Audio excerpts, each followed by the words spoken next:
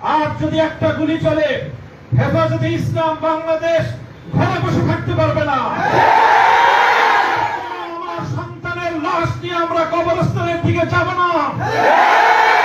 পরবর্তী সন্তানের লাশ কাঁধে আমিরে হেফাজত ইনশাআল্লাহ রাজপথে যখন নামবেন, টেকনাফ থেকে তেতুলিয়া পর্যন্ত পথ ভাঙ্গা সেই গণজোয়ার রুখে দেওয়ার সাধ্য কারো হবে না ইনশাআল্লাহ।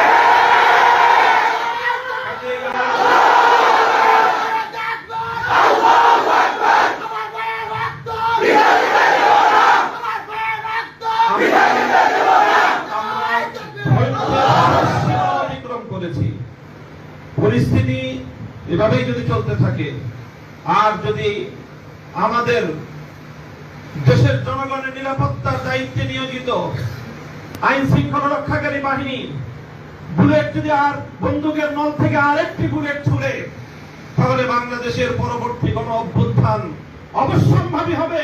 সে অভ্যুত্থান রুখে দিতে কেউ পারবে না।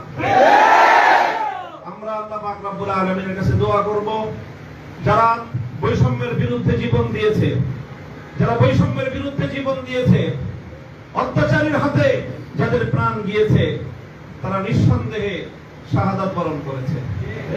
কাজেই সেই শহীদদের আত্মার মাগফিরাত শুধু নয়, বরং শহীদদের শাহাদাতের কবুল হওয়ার জন্য আমরা দোয়া করব আল্লাহর কাছে। এবং সেই শহীদদের উসিলায় আল্লাহ যেন আমাদের আগামী প্রজন্মকে এভাবেই সকল বৈষম্য, জুলুম, অবিচার, অন্যায়ের বিরুদ্ধে রুখে দাঁড়াবার এক অদম্য সাহস যেন আল্লাহ পরবর্তী প্রজন্মের বুকে বুকে দান করেন, সেই দোয়া ইনশাআল্লাহ আমরা করব। ওয়া আখিরু দাওয়ানা আলহামদুলিল্লাহি রাব্বিল আলামিন।